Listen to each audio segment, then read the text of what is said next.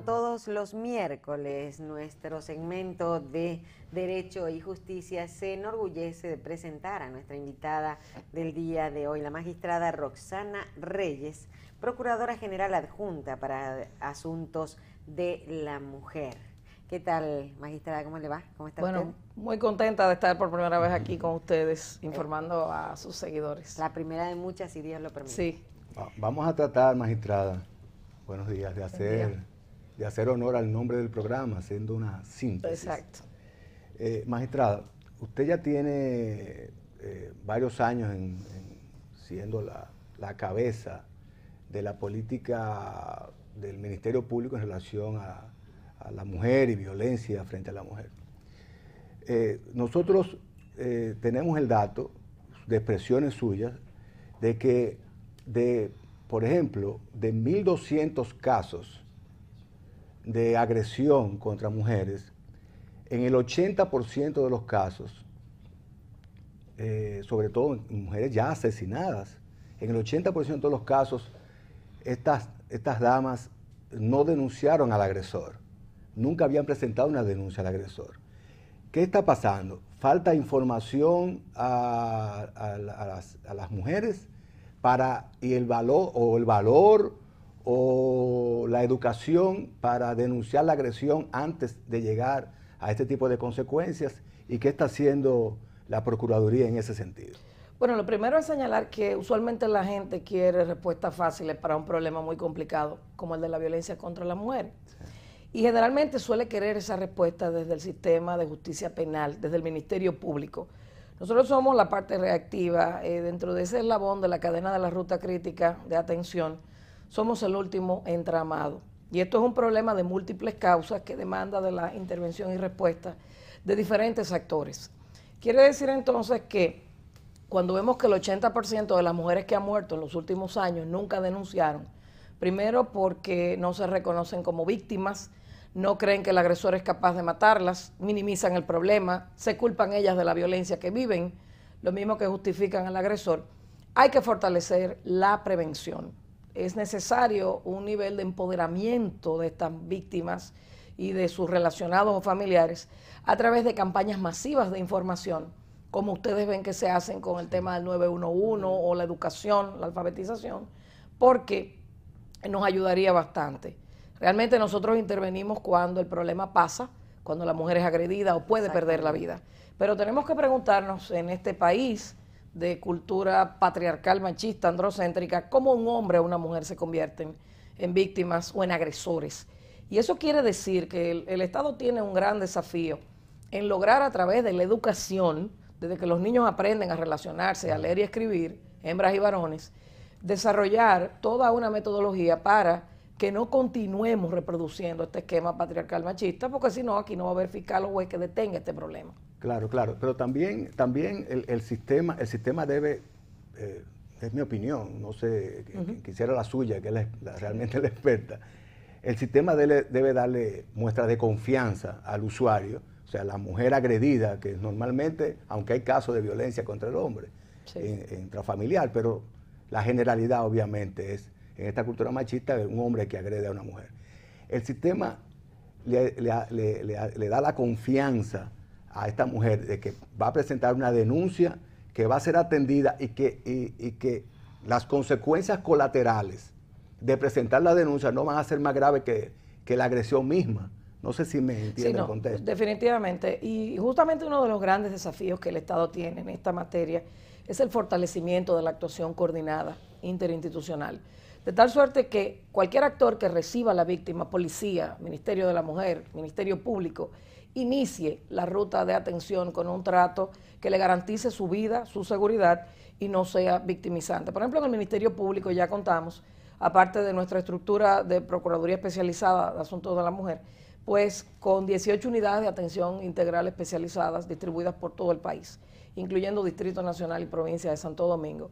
En estos dos distritos, pues contamos con fiscalías comunitarias que tienen unidades de violencia de género para dar las atenciones iniciales básicas y luego referir a las unidades principales. Pero es fundamental que el sistema logre crear o dar una respuesta que no sea victimizante.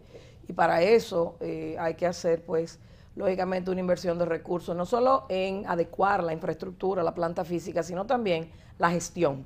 Que una persona para denunciar no tenga que ir 3 y 4 veces, sino que en una visita o 2 como máximo quede el problema resuelto. Y el 911 responde a llamados de pedido de auxilio, claro, de este tipo de... Claro, la violencia doméstica es una de las emergencias más reportadas en el 911. De hecho, trabajamos en coordinación con ellos y, como ustedes saben, opera en el Gran Santo Domingo. En su primer año de operación atendió aproximadamente 20,000 emergencias y fueron mujeres y sus hijos puestos a salvo, además de todas las miles de denuncias que recibimos en todo el territorio. Es decir, es una gran ayuda porque la patrulla policial, por ejemplo, las ambulancias, no pueden tardar más de 10 minutos en responder a esa emergencia. Magistrada, la postdenuncia, o sea, una dama es agredida por su esposo, físicamente agredida. ¿Presenta una denuncia llamando al 911 o se presenta a la fiscalía? Este individuo es sometido a una medida inmediata de arresto, por ejemplo, en lo que se calma, en lo que se averigua, una medida de coerción. De acuerdo a su experiencia, ¿qué pasa después de? Porque este individuo, aparte de que es un machista que agrede físicamente y verbalmente a su esposa, quizás también es el proveedor. Entonces, la realidad de ese núcleo se desdibuja, inmediatamente se presenta la denuncia, supongo yo. Sí. Entonces, de acuerdo a las estadísticas que ustedes tienen, si tienen algún tipo de estadística, ¿qué pasa luego de esta denuncia con la víctima y el victimario? Esa es la razón por la cual tienen que llegar a acuerdos posteriormente. Lo primero es que una de las directrices del Ministerio Público en esta materia es no conciliar cuando hay violencia comprobada. Y hay que diferenciar entre violencia y conflicto. El conflicto es cuando no hay daño y puede haber un desacuerdo, pero el conflicto puede agravarse y derivar en violencia. Entonces, la violencia es cuando tú tienes un daño leve, moderado o grave. Por lo general, como la violencia se da sobre la base de una relación de control y poder y de codependencia emocional y de dependencia económica, porque el agresor es el proveedor, ella hoy pone la denuncia y mañana quiere retirarla, porque ese es el padre de sus hijos quien mantiene a esos muchachos. Claro. Uno de los grandes retos que el Estado tiene es lograr un nivel de empoderamiento de las mujeres para que desarrollen a través de la formación técnico-profesional y el facilitarle créditos, por ejemplo, con la banca solidaria o la banca de Adopen, para ponerte un caso, pues lograría que ellas rompan esa dependencia económica y puedan salirse más fácil del círculo de la violencia. Nosotros, aunque ellas se retiren la denuncia, porque lo que están retirando es la persecución de la indemnización por daños y perjuicios, la actoría civil, continuamos con el proceso y hemos logrado sentencia condenatoria sin la participación de ella, porque lo importante es prepararnos en el caso penal para prescindir del testimonio de la víctima, porque hoy está, mañana quiere retirar. Sin embargo, cuando tú tienes un caso que está sustentado en evidencia, en fotografías, en certificado médico, en testimonios referenciales, pues puedes lograr presentarle al juez un caso donde se vea esta situación. Yo creo que, como te digo, uno de los grandes retos o desafíos que tenemos es lograr, además del conocimiento del problema de las mujeres y su familia o sus relacionados, es que ellas tengan poder sobre ellas mismas para avanzar y progresar, no para aplastar a los hombres. Porque nosotros creemos que una sociedad definitivamente progresa y avanza cuando hombres y mujeres trabajan juntos hacia esa dirección, porque no podemos venir ahora como Ministerio Público a desatar una guerra entre hombres y mujeres, otro machismo y feminismo. Claro. Magistrada, cuentan las procuradurías, sobre todo las de base, con los recursos para atender la gran demanda de agresión intrafamiliar. Mira, sobre todo, un aspecto que se ve con mucha frecuencia, que una mujer que va y presenta una denuncia toda moratada o agredida, o que la han amenazado de que la van a matar y le dan una orden de alejamiento. Entonces le dicen, mire, llévela usted porque no tenemos cómo llevarla, o no tenemos un ministerial, o el policía no tiene gasolina, o como dijo usted en una entrevista que escuché en un momento determinado, bueno, yo soy el Ministerio Público, yo voy a investigar y presenté una acusación, pero yo no puedo agarrar la orden de alejamiento y a salir a buscar al individuo. Exacto. O la orden de arresto y ejecutarla yo. Bien, porque esa es la realidad, ¿eh? O sea, esas precariedades subsisten y se está haciendo algo para resolver? Mira, lo primero es señalar que quien arresta es la policía. Y esa es una gestión, la de la citación, la de la orden de protección, la de la orden de arresto, que no puede quedar a cargo de la víctima. Es un tema entre Ministerio Público y policía. Siempre decimos que en el caso de la citación, el Código Procesal establece diferentes mecanismos, hasta por una llamada telefónica o un correo electrónico. Sin embargo, cuando una víctima tiene los recursos para pagar un alguacil, no es la citación que se le entrega, sino un documento control que es el requerimiento de citación, porque el alguacil es quien va a hacer la citación. ¿Quién supervisa las órdenes de alejamiento? O sea, ¿cómo son efectivas las órdenes de alejamiento? Te voy a explicar. Un simple papel. En muchas cosas que después de tener la orden de alejamiento el victimario asesina a la víctima. Claro. Lo primero es que señalarles lo siguiente: no se emite una orden de protección si este agresor representa peligro de muerte para la mujer. Eso es lo primero. Una orden de alejamiento es una medida cautelar para que el agresor se mantenga retirado de la víctima. A raíz de la entrada en funcionamiento del 911, se le ha incluido en el Gran Santo Domingo este número y ha sido bastante eficaz, porque si él anduviera cerca de la víctima, pues también tenemos la situación cuando la víctima va y lo busca a él, por el mismo problema que se da de codependencia emocional, pues se avisa, inmediatamente es puesto bajo arresto y se somete a la acción de la justicia, porque ya es un delito violar la orden de protección. Ciertamente, el sistema procesal penal está respondiendo con una capacidad de un 40, un 45%, no solamente en los casos de violencia doméstica en sentido general, ante una demanda de un 100%. Y eso obviamente le pone presión al Ministerio Público, porque cuando tú no logras capturar a un agresor y ella está en una casa de acogida, tiene que haber una respuesta de tal suerte que ella no va, es corta permanencia en la casa de acogida. Y tiene que ser capturado el agresor para que ella pueda salirse de ahí y continuar con su vida. Entonces, definitivamente, la gestión de órdenes de arresto, de órdenes de protección, de citación, es un tema entre Ministerio Público y policía. El Ministerio Público y el tribunal tienen que darle seguimiento al cumplimiento de esa orden de protección. Pero debo decirte que hemos ido nombrando gradualmente los alguaciles en todas las unidades que tenemos, y también creando los mecanismos que el código establece a través de la gobernación, a través de los alcaldes pedáneos para la citación, para que la persona sepa que queremos hablar con él.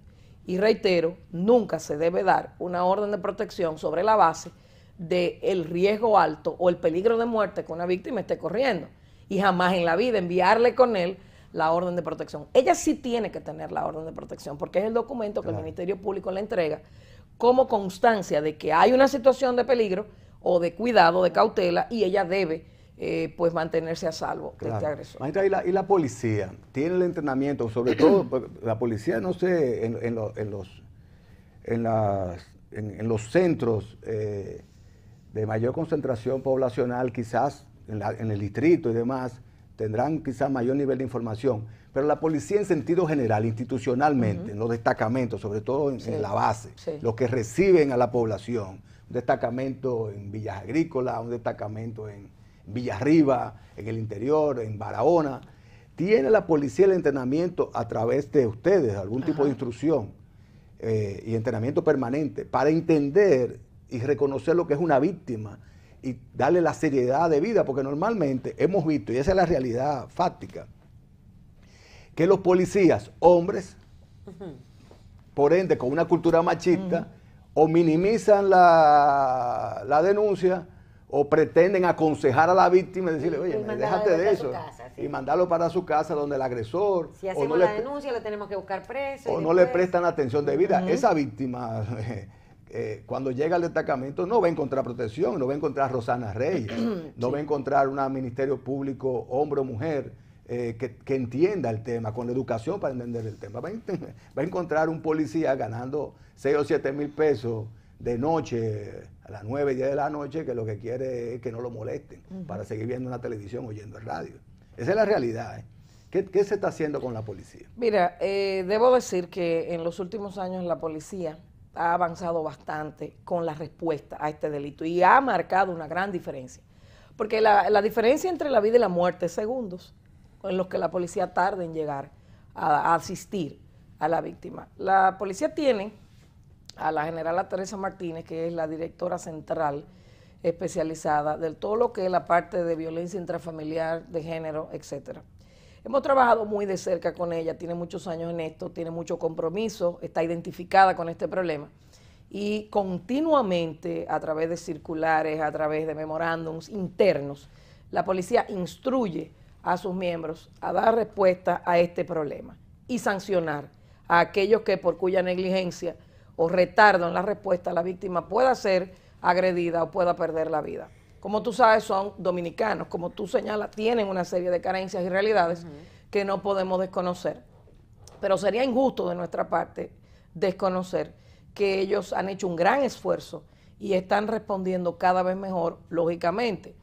Hay capacitaciones, entrenamientos, sensibilización de manera continua, de manera permanente, porque esto es una materia que avanza sumamente rápido y ellos, como actores principales, no pueden quedarse detrás. Es decir, que tienen grandes desafíos, tienen grandes retos por delante. Sin embargo, 10 años atrás la respuesta era bastante deficiente y yo hoy día puedo decir que se ha mejorado considerablemente y continúan en ese proceso. Magistrada, excúsame, Leo. Quería hacerle un comentario porque conozco en otros países la utilización de como un beeper que tiene un botón de pánico. A la mujer que una vez, 2 veces hace una denuncia, le dan ese aparatico, entonces se cuelga en la ropa, permanentemente lo carga con ella, y en el momento en que ella se ve en peligro o la persona que tiene una orden de alejamiento se acerca, bla, bla, bla, bla, bla, lo utiliza inmediatamente sin tener que utilizar un teléfono, ella pide auxilio. ¿No se pensó en algo así aquí en el país? Hemos desarrollado conjuntamente con estudiantes de la Escuela de Informática de UNIBE una plataforma inteligente de telefonía móvil que se llama Escudo de Paz. Entonces estamos trabajando con eso precisamente para desarrollar lo que usted dice del botón de pánico. Una plataforma que sea de fácil acceso, de fácil manejo para la víctima o su familia, y a través de los celulares o de las mismas redes o de la informática, las computadoras, pueda facilitar el acceso a la víctima al sistema de justicia penal, de tal suerte que si se viese en una situación de peligro, con absoluta seguridad pueda ponerlo en conocimiento. Que hay momentos en que no se puede, por la propia seguridad, de coger un teléfono y hacer una llamada. Así es. Me viene a la memoria un caso que resultó en los Estados Unidos, donde estaban pidiendo pizza por internet, y ella en donde podrían haber puesto, si quería extra queso o aceitunas o lo que sea, ella puso ahí: estoy en peligro, mis hijos y yo, qué sé yo qué, qué sé yo cuánto. La persona de la pizzería que leyó ese pedimento llamó. No, yo le voy a explicar cómo fue. Algo así. Eso fue un spot en el Super Bowl, en el intermedio. Ella llama al 911. Y entonces el operador, cuando le dice, esto es el 911, aquí no vendemos pizza, es que él se da cuenta que hay un problema. Claro. Por eso es tan importante la interacción y respuesta de los operadores con las víctimas o sus familiares para dar las instrucciones correctas. Porque a darse cuenta que hay un problema, entonces le da las instrucciones para poder asistirla. Claro, ella está hablando en clave porque tiene el agresor enfrente. Claro, pero lo que usted señala realmente es válido, porque no siempre uno tiene la oportunidad de hacer una llamada, pero tiene al agresor ahí al lado. Exactamente. Pero sí, con un botón puede mandar la señal a la autoridad de que hay un problema. Y vamos a ver el sistema de respuesta, porque de nada lo toma alguien que le dice que realmente aquí no hay pizza. Pero el tema georreferenciado, que permite inclusive ver la ubicación física más fácil para la patrulla poder llegar y darle respuesta a ese problema. Ojalá. Magistrada, lo que se esboza del punto de vista del proceso está muy bien. Ahora bien, ¿qué pasa con la víctima después que hace la denuncia, que viene el proceso, que juzgan al agresor? ¿Qué pasa con la víctima? ¿Cuál es el seguimiento que se le da a esa víctima?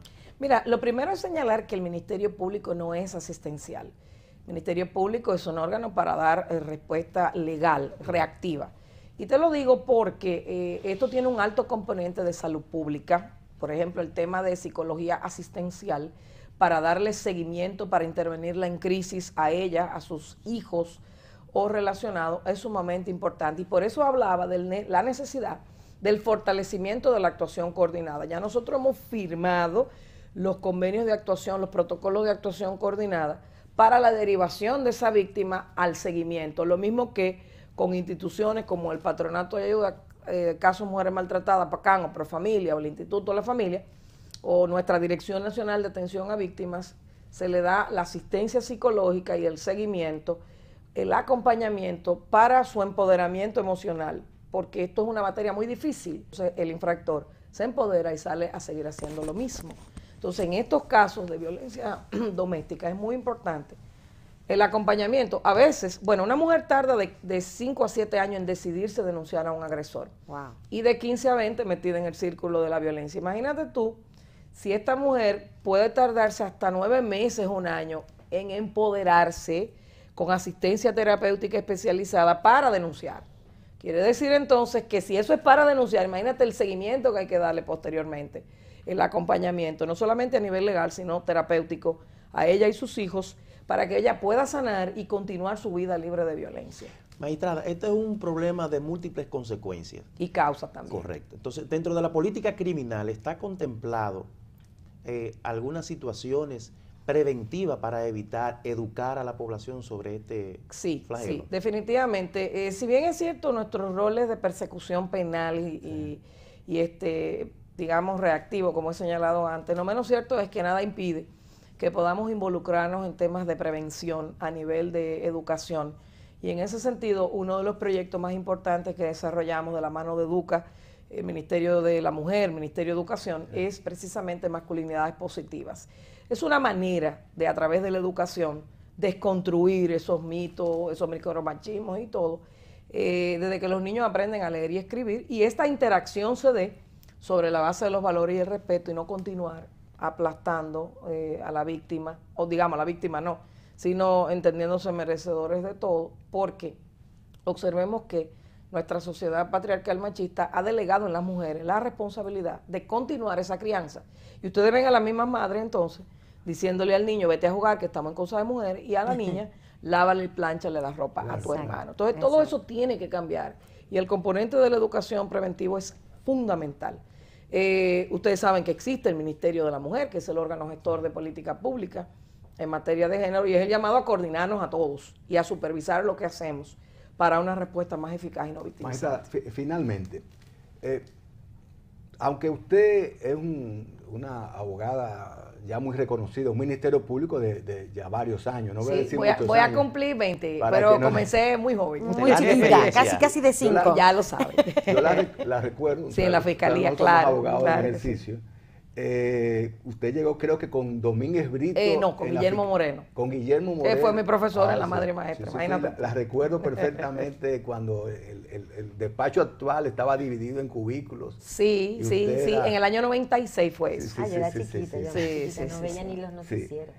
Pero entonces, aparentemente usted se ha especializado su ejercicio dentro de la Procuraduría en esta área. Y todo el mundo, y quiero hacer un reconocimiento en ese sentido, entiende de su preparación, de su honestidad, de su intención además de colaborar en este tema, porque si usted fuera a lucrarse económicamente, usted no estuviera en el Ministerio Público y fuera una abogada en ejercicio exitosísima en todo el sentido de la palabra. Eso todo el que está en el mercado profesional lo sabe. ¿Qué le falta a la política del Estado a través del Ministerio Público para enfrentar esta situación? ¿Qué le falta? ¿Qué nos falta? Lo más breve que sea posible. Sí, seguro. Yo creo que, y esta es una palabrita, desafíos y retos, que lo digo mucho, oportunidad de mejora, un presupuesto con perspectiva de género.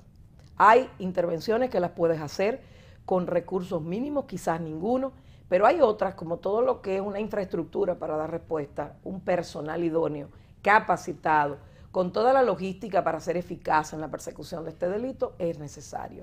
Y yo creo que ese es uno de los grandes retos que el Estado tiene en asignar los recursos, y mucho más voluntad política hay, pero creo que hace falta más. ¿Usted tiene un presupuesto propio, magistrada? Nosotros, como Ministerio Público tenemos autonomía presupuestaria, pero nuestra área especializada ahora estará trabajando con lo que son fondos protegidos, para que cuando eso entre al Ministerio Público sea destinado exclusivamente a lo que es todo lo que es la política criminal en materia de género y asuntos de la mujer. Si yo fuera Francisco Domínguez Brito, la tuviera usted en las escuelas y universidades exponiendo Sí. y haciendo entender a nuestros varones el respeto a nuestras niñas y viceversa también, Sí. pero también del sistema de consecuencias. Y a las madres, no solamente claro, el la respeto, crianza, que debe claro. ser parte de la educación elemental, sino no agredir, o sea, que cómo lo grave que es agredir a una dama, a una niña, a una mujer desde el inicio. Para mí fuera ideal que usted se dedicara exclusivamente Bueno, yo enseño en la misma a universidad la que me educación. gradué. Y te digo, es importantísimo a través de los medios de comunicación educar, porque también hay medios, hay publicidad que agreden a las mujeres. Claro. Hay géneros musicales que Claro. a veces interpretados por las mismas mujeres Totalmente las de denigran, acuerdo. las desvalorizan. Es Tú, complejo. por ejemplo, ves bebidas alcohólicas, tú dices, pero ¿por qué hay que vincular una bebida alcohólica, una bebida energizante, con una mujer con poca ropa? Sin embargo, hay dos licoreras que están haciendo un excelente trabajo a nivel de mercadeo y publicidad, porque están promoviendo su producto, que es el ron. No el ron Las mujeres con vinculado poca con las ropa. mujeres Claro. para agredir o para desvalorizar o denigrar. Cuente con Exactamente. nosotros, magistrada, en ese sentido, para Muchísimas propagar gracias. la educación y la protección Sobre a todo la mujer. a las mamás que, como la magistrada decía, desde chiquitas, yo tengo 3 varones, pero no todo el mundo dice, aunque dicen que el varón que trata a la novia o a la pareja como a una princesa es porque fue criado por una reina. Una reina. Claro. Yo creo que eso es así. Oye, enseñarle que quien levanta la mano a una dama es un cobarde, ¿no? Exactamente, Claro, no, no es otra exactamente. cosa. Y eso es lo que uno le ha enseñado. Magistrada, Magistrada, muchísimas gracias. Muchas gracias a ustedes. un honor tenerla aquí con nosotros. Gracias. Muchísimas gracias y hasta la próxima. Gracias. Y a ustedes hacemos una pausa y venimos con nuestro siguiente invitado.